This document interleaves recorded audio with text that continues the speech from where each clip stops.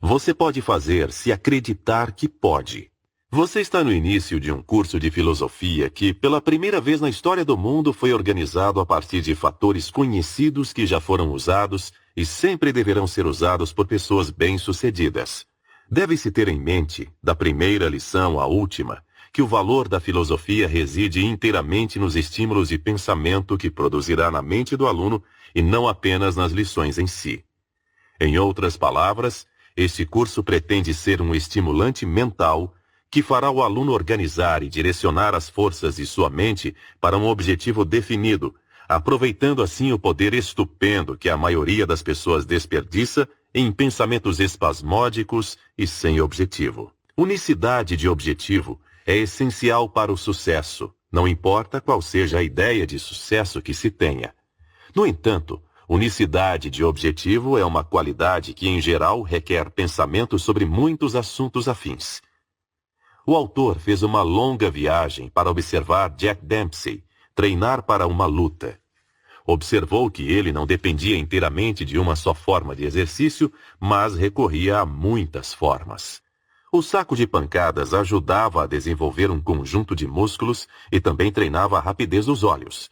Os halteres treinavam outro conjunto de músculos. A corrida desenvolvia os músculos das pernas e quadris. A dieta balanceada fornecia os elementos necessários para produzir músculos sem gordura. Sono adequado, relaxamento e descanso proporcionavam outras qualidades de que ele precisava para vencer.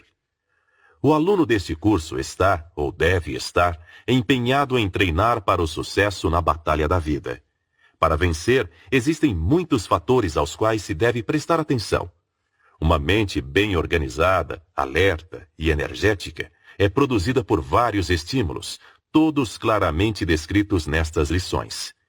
Deve-se lembrar, entretanto, que a mente, assim como o corpo, necessita de uma variedade de exercícios para se desenvolver corretamente.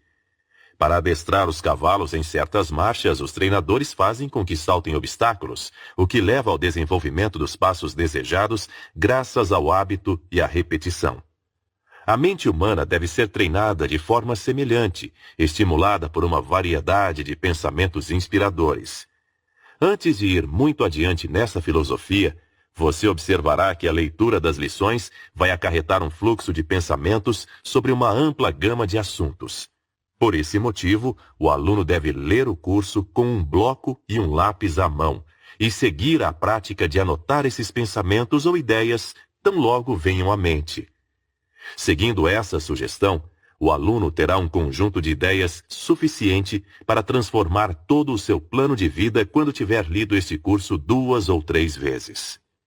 Seguindo essa prática, você em breve perceberá que a mente se torna como um ímã que atrai ideias úteis diretamente do ar rarefeito, para usar as palavras de um cientista notável que experimentou esse princípio por muitos anos. Você cometerá uma grande injustiça consigo mesmo caso se ocupe do curso com a sensação, por mais leve que seja, de que não precisa de mais conhecimento do que já possui. Na verdade, nenhum homem sabe o suficiente sobre qualquer assunto que valha a pena para achar que tem a última palavra sobre o tema.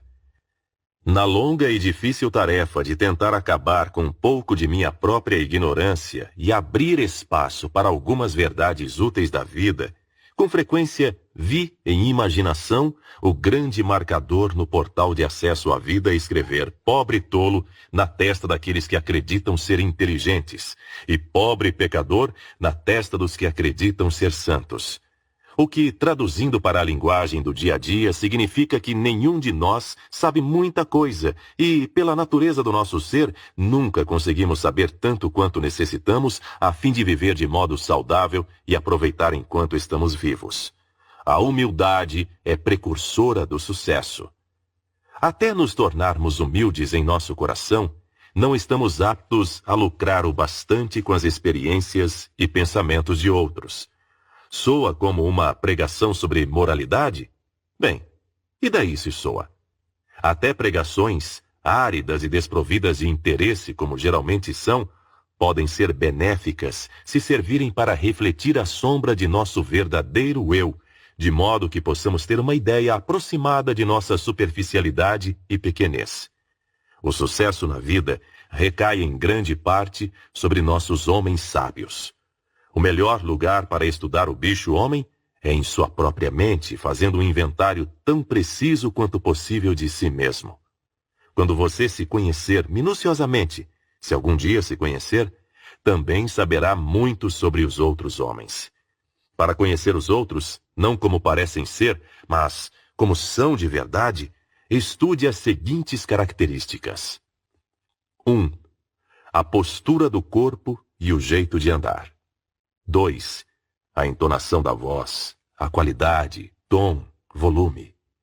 3. Os olhos, se dissimulados ou diretos. 4. O uso das palavras, a tendência, natureza e qualidade. Por essas janelas abertas, você pode literalmente entrar na alma de um homem e dar uma olhada no homem real. Indo um passo além, se quiser conhecer os homens, estude-os. Quando irados, quando apaixonados, quando houver dinheiro envolvido, quando comem, sozinhos e achando que ninguém está observando, quando escrevem, quando em dificuldades, quando alegres e triunfantes, quando abatidos e derrotados, quando enfrentam uma catástrofe de natureza perigosa, quando tentam causar boa impressão nos outros, quando informados sobre a desgraça alheia, quando informados sobre a boa sorte alheia, quando perdem em qualquer tipo de esporte, quando ganham no esporte, quando sozinhos em espírito meditativo. Antes que possa conhecer qualquer homem como ele realmente é, você deve observá-lo em todas as condições precedentes e talvez mais, o que praticamente equivale a dizer que você não tem direito de julgar os outros à primeira vista. As aparências, sem dúvida, importam, mas as aparências muitas vezes enganam. Este curso foi projetado para que o aluno que o dominar faça um inventário de si e dos outros por métodos que não o julgamento relâmpago. O aluno que dominar essa filosofia está habilitado a olhar através da camada externa de ornamentos pessoais, roupas, da chamada cultura e assemelhados e chegar ao cerne de si. Essa é uma promessa muito ampla. Tal promessa não seria feita se o autor desta filosofia não soubesse, por anos de experimentos e análise, que ela pode ser cumprida. Algumas pessoas que examinaram o manuscrito perguntaram por que o curso não foi chamado de Domínio em Vendas.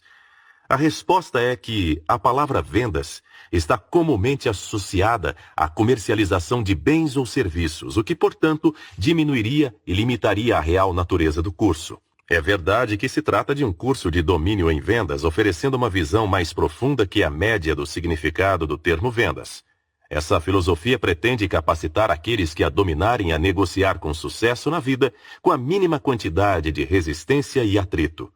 Tal curso, portanto, deve ajudar o aluno a organizar e fazer uso de muitas verdades negligenciadas pela maioria das pessoas que passam pela vida como medíocres. Nem todas as pessoas têm o desejo de saber a verdade sobre todos os assuntos cruciais que afetam a vida. Uma das grandes surpresas do autor durante suas pesquisas foi que pouca gente está disposta a ouvir a verdade quando esta expõe suas fraquezas. Preferimos a ilusão à realidade. Novas verdades, se aceitas em alguma medida, são adotadas como o proverbial sal do ceticismo. Alguns usam mais do que uma pitadinha do sal, salgando tanto as novas ideias que elas se tornam inúteis. Por isso, as lições 1 e 2 cobrem assuntos que pretendem preparar o caminho para novas ideias, de modo que essas ideias não sejam um choque severo demais para a mente do aluno. O pensamento que o autor deseja transpor foi muito bem colocado pelo editor da American Magazine no seguinte artigo. Em uma recente noite chuvosa, Carl Loman, o rei das renas do Alasca, me contou uma história verídica. Ela ficou na minha cabeça desde então e agora irei transmiti-la. Um certo esquimó da Groenlândia, disse Loman, participou de uma das expedições norte-americanas ao Polo Norte alguns anos atrás. Posteriormente, como prêmio por seus fiéis serviços, foi levado a Nova York para uma curta visita. Ele ficou tomado do maior assombro diante de todos aqueles milagres de som e visão. Quando voltou para sua aldeia nativa, contou histórias de prédios que se erguiam até o céu, de bondes que descreveu como casas que se moviam por trilhos, com gente morando nelas enquanto se moviam, de pontes gigantescas, luzes artificiais e de todos os outros elementos deslumbrantes da metrópole. O povo olhou para ele friamente e se afastou. E imediatamente ele foi apelidado por toda a aldeia de Sigedluk, ou seja, o mentiroso, nome que carregou com vergonha para o túmulo. Após a sua morte, seu nome original foi totalmente esquecido. Quando Knud Rasmussen fez sua viagem da Groenlândia para o Alasca, foi acompanhado por um esquimó chamado Mitek, pato selvagem. Mitek visitou Copenhagen e Nova York, onde viu muitas coisas pela primeira vez e ficou altamente impressionado. Posteriormente, ao regressar à Groenlândia, lembrou da tragédia de Sigluk e concluiu que não seria adequado contar a verdade. Em vez disso, narraria histórias que as pessoas pudessem compreender e assim salvaria sua reputação. Então contou que ele e Rasmussen mantinham um caiaque às margens de um grande rio, o Hudson, e toda manhã remavam para ir à caça. Havia patos, gansos e focas em abundância, e eles aproveitaram a visita imensamente. Mitek, aos olhos dos conterrâneos, era um homem muito honesto. Seus vizinhos o tratavam com raro respeito. O caminho daquele que fala a verdade sempre foi árduo. Sócrates bebeu cicuta, Cristo foi crucificado, Estevão foi apedrejado, Bruno foi queimado na fogueira, Galileu, aterrorizado, retratou suas verdades brilhantes. Daria para se seguir essa trilha sangrenta para sempre nas páginas da história. Alguma coisa na natureza humana faz com que o impacto de novas ideias nos deixe ressentidos. Odiamos ser perturbados nas crenças e preconceitos herdados com a mobília da família. Na maturidade, muitos de nós entram em hibernação e vivem no conforto de fetiches antigos. Se uma ideia nova invade nossa toca, levantamos rosnando de nosso sono invernal. Os esquimós, pelo menos, tinham uma desculpa. Não conseguiam visualizar as imagens espantosas retratadas por Sigluk. Suas vidas simples eram restringidas há muito tempo pela noite do Ártico. Mas não existe nenhuma razão adequada para o homem comum fechar sua mente para novos ângulos na vida. Mesmo assim, ele faz isso. Nada é mais trágico ou mais comum do que a inércia mental. Para cada 10 homens fisicamente preguiçosos, existem 10.000 com mentes estagnadas. E mentes estagnadas são criadouros do medo. Um velho fazendeiro de Vermont costumava encerrar suas orações com o seguinte apelo: ó Deus, me dê uma mente aberta. Se mais pessoas seguissem o exemplo, poderiam escapar da paralisia por preconceitos. E que lugar agradável de se viver seria o mundo. Cada pessoa deveria ocupar-se com a coleta de novas ideias em fontes externas ao ambiente no qual vive e trabalha diariamente. A mente fica murcha, estagnada, estreita e fechada, a não ser que procure novas ideias. O fazendeiro deveria ir à cidade com frequência e caminhar entre os rostos estranhos e os prédios altos. Ele retornaria para sua fazenda com a mente renovada, com mais coragem e maior entusiasmo. O homem da cidade deveria viajar para o interior com frequência e refrescar a mente com visões novas e diferentes daquelas associadas ao dia de trabalho. Todos necessitam de uma mudança de ambiente mental a intervalos regulares, da mesma maneira que é essencial mudar e variar os alimentos. A mente fica mais alerta, mais elástica e mais preparada para trabalhar com velocidade e exatidão depois de impregnar-se com ideias novas, fora do campo diário de trabalho. Como aluno deste curso, você vai deixar de lado temporariamente o conjunto de ideias com que desempenha as atividades diárias e entrar em um campo de ideias novas e, em alguns casos, até agora desconhecidas. Esplêndido! Você terminará esse curso com um novo estoque de ideias que o deixarão mais eficiente, mais entusiasmado e mais corajoso, não importando qual seja o seu tipo de trabalho. Não tenha medo de novas ideias. Elas podem significar a diferença entre sucesso e fracasso para você. Algumas das ideias apresentadas neste curso não exigirão nenhuma explicação ou prova adicionais de solidez, pois são familiares para praticamente todos. Outras ideias apresentadas aqui são novas. Por isso, muitos estudantes desta filosofia podem hesitar em aceitá-las como sólidas. Cada princípio descrito neste curso foi exaustivamente testado pelo autor, e a maior parte foi testada por dezenas de cientistas e outras pessoas capazes de distinguir entre mera teoria e prática. Assim, todos os princípios aqui abordados são reconhecidos como aplicáveis da maneira descrita. Entretanto, não se pede que nenhum aluno deste curso aceite qualquer declaração feita nessas lições sem antes dar-se por satisfeito com testes, experimentos ou análises que comprovem a solidez das declarações. O que se pede é que o aluno evite o grande mal de formar opinião sem fatos definitivos como base, o que traz à mente a famosa advertência de Herbert Spencer. Existe um princípio que é uma barreira contra toda a informação, que é uma prova contra todo argumento e que é infalível em manter o homem na eterna ignorância. Esse princípio é o desprezo antes do exame. Pode ser bom ter esse princípio em mente quando você for estudar a lei do Mastermind descrita nestas lições. Essa lei incorpora um princípio inteiramente novo sobre o funcionamento da mente, e por esse motivo será difícil para muitos alunos aceitarem-na como sólida até experimentarem-na.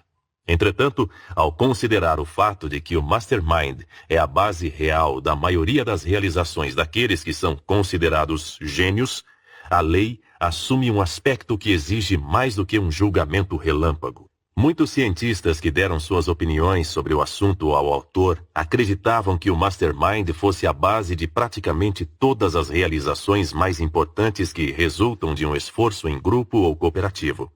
Alexander Graham Bell disse acreditar que a lei do Mastermind, conforme descrita nesta filosofia, não apenas era sólida, como todas as mais altas instituições de ensino estariam em breve ensinando-a em seus cursos de psicologia. Charles P. Stamets disse ter experimentado a lei e chegado à mesma conclusão afirmada nestas lições muito antes de ter falado sobre o assunto com o autor da filosofia da lei do sucesso. Luther Burbank e John Burroughs fizeram declarações semelhantes. Edison nunca foi questionado sobre o assunto, mas algumas de suas declarações indicam que aprovaria a lei como uma possibilidade, se não como realidade. Elmer Gates aprovou a lei em uma conversa com o autor há mais de 15 anos. Gates era um cientista da mais alta categoria, à altura de Steinmetz, Edison e Bell. O autor desta filosofia conversou com dezenas de empresários inteligentes que, embora não fossem cientistas, admitiram acreditar na sensatez da lei do Mastermind. É dificilmente desculpável, portanto, que homens de menor aptidão para julgar o assunto formem opiniões sobre esta lei sem investigação séria e sistemática. Deixe-me expor um breve resumo do que é esta lição e do que se pretende que faça por você. Tendo-me preparado para a prática do direito, oferecerei esta introdução como uma apresentação do meu caso. A evidência em que apoio o meu caso será apresentada nas 16 lições que compõem este curso. Os fatos usados na elaboração deste curso foram adquiridos em mais de 25 anos de experiência empresarial e profissional, e a única explicação para o uso bastante livre da primeira pessoa ao longo do curso é porque escrevi a partir da experiência própria. Antes do curso A Lei do Sucesso ser publicado, os manuscritos foram submetidos a 2 universidades proeminentes, pedindo-se que fossem lidos por professores competentes com o objetivo de eliminar ou corrigir quaisquer afirmações que parecessem pouco sólidas do ponto de vista econômico. O pedido foi atendido e os manuscritos foram cuidadosamente examinados. Nenhuma única mudança foi feita, exceto 1 ou 2 pequenas alterações de palavras. Um dos professores que examinou os manuscritos expressou em parte o que se segue. É uma tragédia que todo garoto e garota que entra no ensino médio não seja treinado com eficiência nas 15 partes principais do curso A Lei do Sucesso. É lamentável que a grande universidade onde trabalho e qualquer outra universidade não incluam seu curso no currículo. Já que este curso pretende ser um mapa ou planta para guiá-lo na realização do cobiçado objetivo chamado sucesso, não seria uma boa ideia definir sucesso? Sucesso é o desenvolvimento de poder para obter o que se quer da vida, sem interferir nos direitos dos outros. Eu colocaria ênfase especial na palavra poder, por ser inseparavelmente relacionada ao sucesso. Vivemos em um mundo e era de competição intensa, e a lei da sobrevivência do mais apto é evidente por toda parte. Assim, todos que queiram desfrutar de sucesso duradouro devem tratar de atingi-lo utilizando o poder. E o que é o poder?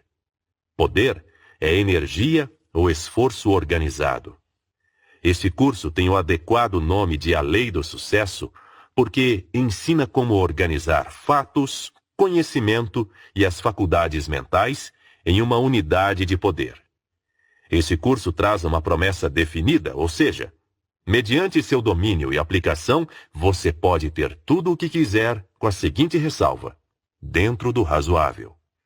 Essa ressalva leva em conta sua educação, sua sabedoria ou falta dela, sua resistência física, seu temperamento e todas as outras qualidades mencionadas nas 16 lições desse curso como os fatores mais essenciais na conquista do sucesso. Sem uma única exceção, aqueles que atingiram sucesso incomum fizeram isso, consciente ou inconscientemente, com a ajuda de todos ou de uma parte dos 15 fatores principais compilados nesse curso.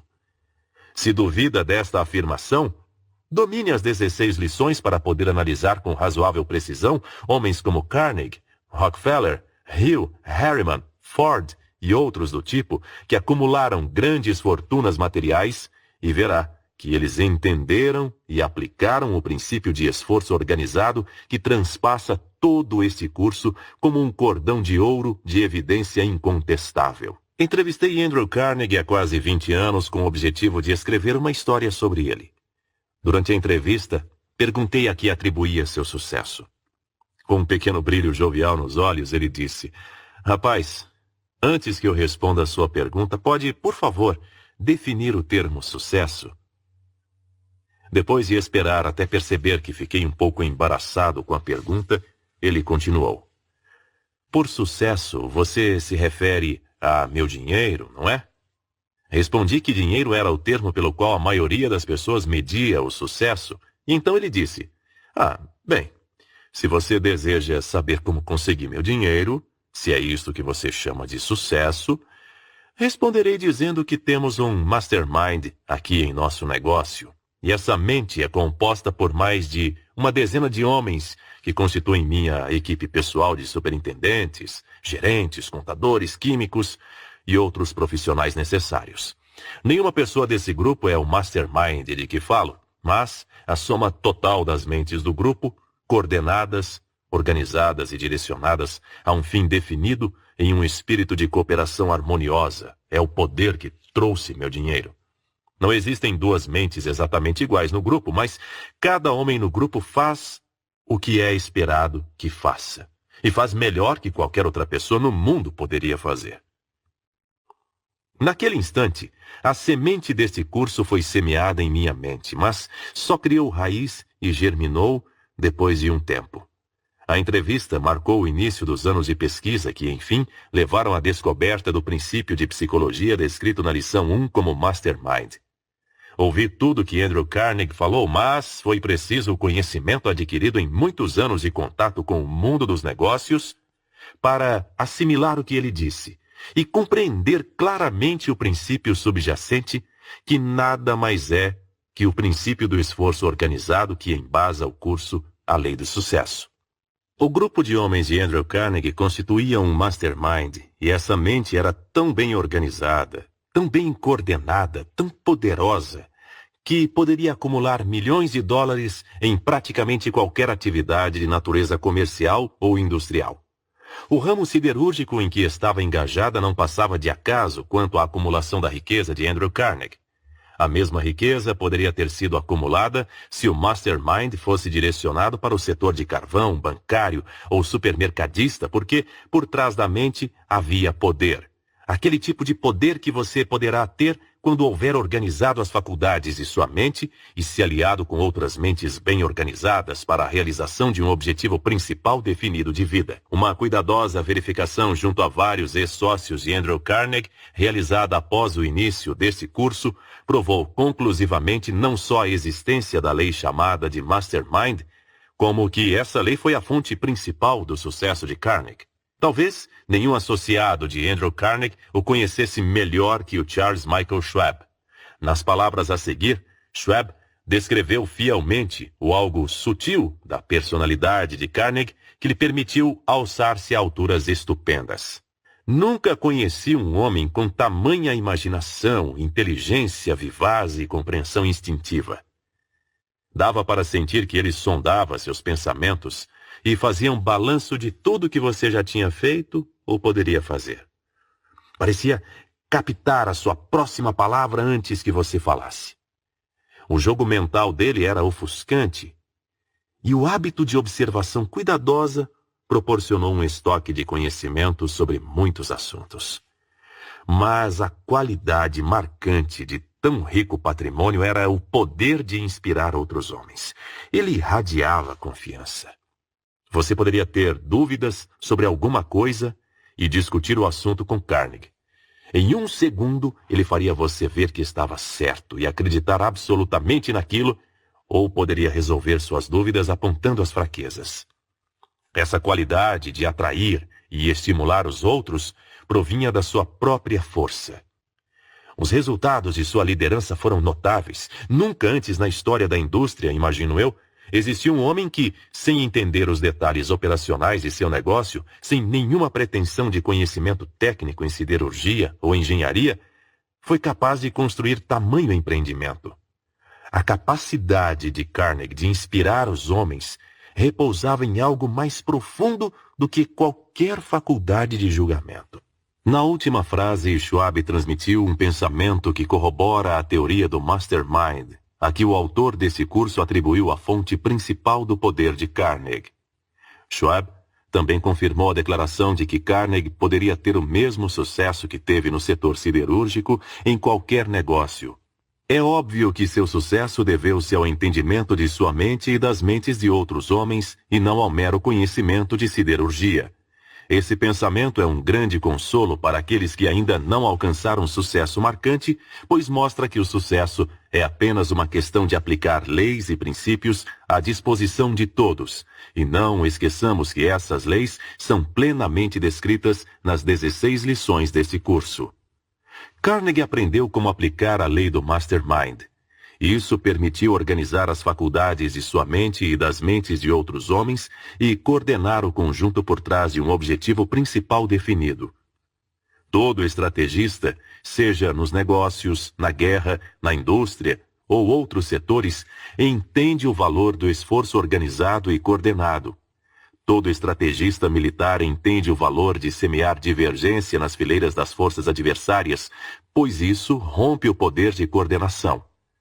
Durante a Primeira Guerra Mundial e a Segunda, muito se ouviu falar do efeito da propaganda e não parece exagero dizer que as forças desorganizadoras da propaganda foram muito mais destrutivas do que todas as armas e explosivos.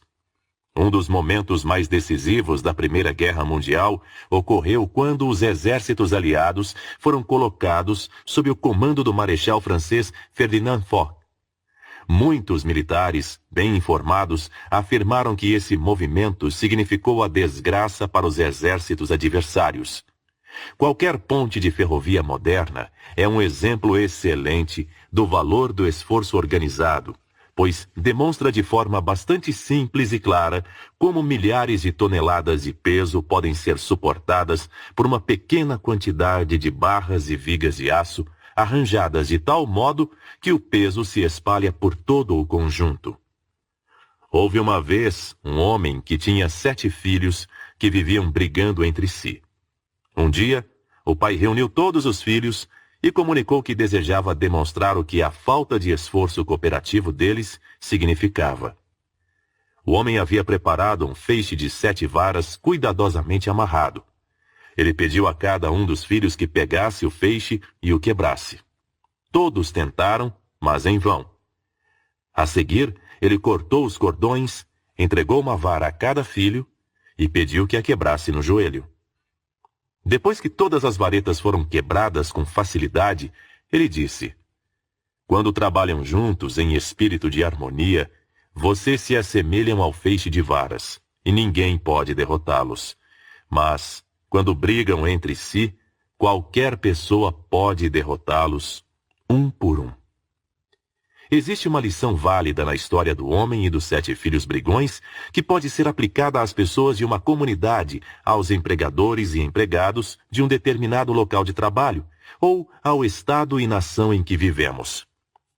O esforço organizado pode tornar-se um poder, mas pode tornar-se também um poder perigoso a menos que guiado com inteligência, sendo este o principal motivo para a 16ª lição deste curso dedicar-se amplamente à descrição de como direcionar o poder do esforço organizado para que leve ao sucesso. Aquele tipo de sucesso baseado na verdade, justiça e equidade que leva à felicidade final. Uma das mais marcantes tragédias desta era de luta e loucura por dinheiro é o fato de tão pouca gente estar envolvida na atividade de sua preferência. Um dos objetivos desse curso é ajudar cada aluno a encontrar seu nicho particular no mercado de trabalho, onde prosperidade material e felicidade em abundância possam ser encontradas. Com esta finalidade, as várias lições do curso são habilmente planejadas para ajudar o aluno a fazer um autoinventário e verificar que aptidão latente e que forças ocultas estão adormecidas dentro de si. O curso inteiro pretende ser um estímulo para que você veja a si mesmo e suas forças ocultas como são, e para despertar a ambição, a visão e determinação que lhe façam ir em frente e reivindicar o que é seu por direito. Há menos de 30 anos, Henry Ford trabalhava num local onde havia outro homem que fazia praticamente o mesmo tipo de trabalho que ele. Diziam que aquele homem era mais competente naquele trabalho específico que Ford. Hoje, aquele homem continua no mesmo tipo de trabalho, com um salário bem abaixo de $100 por semana, enquanto Ford é o homem mais rico do mundo. Que diferença marcante entre esses dois homens separou-os tanto em termos de riqueza material? Apenas o seguinte: Ford entendeu e aplicou o princípio do esforço organizado, e o outro homem não. Enquanto este livro era escrito, o princípio do esforço organizado foi aplicado na pequena cidade de Shelby, em Ohio, para promover pela primeira vez na história do mundo uma aliança mais estreita entre as igrejas e os estabelecimentos comerciais de uma comunidade. Os clérigos e comerciantes formaram uma aliança, e o resultado foi que praticamente toda a igreja da cidade e todo comerciante passaram a apoiar um ao outro. O efeito foi o fortalecimento das igrejas e estabelecimentos comerciais a tal ponto que disseram que seria praticamente impossível qualquer indivíduo das duas classes fracassar em sua profissão. Os outros integrantes da aliança não permitiriam tal fracasso. Este é um exemplo do que pode acontecer quando grupos de homens formam uma aliança com o objetivo de colocar o poder combinado do grupo por trás de cada indivíduo. A aliança gerou para Shelby vantagens materiais e morais desfrutadas por poucas cidades norte-americanas daquele tamanho. O plano funcionou de modo tão eficaz e satisfatório que desencadeou um movimento para estendê-lo a outras cidades do país. Para ter uma visão ainda mais concreta de como o esforço organizado pode se tornar poderoso, pare por um momento e imagine qual seria o provável resultado se cada igreja, cada jornal, cada Rotary Club, cada Kiwanis Club, cada clube de publicidade, cada clube de mulheres e cada organização cívica de natureza semelhante da sua cidade ou qualquer outra cidade do país formasse uma aliança com o objetivo de reunir seu poder e usá-lo em benefício de todos os membros de tais organizações. Os resultados que poderiam ser facilmente obtidos por tal aliança confundem a imaginação. Existem 3 poderes notáveis no mundo do esforço organizado. São eles: igrejas, escolas e jornais. Pense no que poderia facilmente acontecer se esses 3 grandes poderes e formadores da opinião pública se aliassem com o objetivo de gerar qualquer mudança necessária na conduta humana. Poderiam, em apenas uma geração, modificar de tal forma o atual padrão de ética nos negócios, por exemplo, que seria praticamente suicídio empresarial se qualquer pessoa tentasse realizar negócios sob qualquer padrão, exceto o da regra de ouro. Tal aliança poderia ser formada para produzir influência suficiente para mudar, em uma única geração, as tendências de negócios, sociais e morais de todo o mundo civilizado. Tal aliança teria poder suficiente para incutir quaisquer ideais desejados nas mentes das próximas gerações. Poder é esforço organizado, como já foi declarado. Sucesso é baseado em poder. Utilizei os exemplos acima para que você tenha uma ideia clara do que significa esforço organizado e, como ênfase adicional, vou repetir a afirmação de que a acumulação de grande riqueza e a conquista de qualquer situação de vida privilegiada, que constitui o que chamamos de sucesso, baseiam-se na visão para compreender e na capacidade de assimilar e aplicar os princípios das 16 lições deste curso.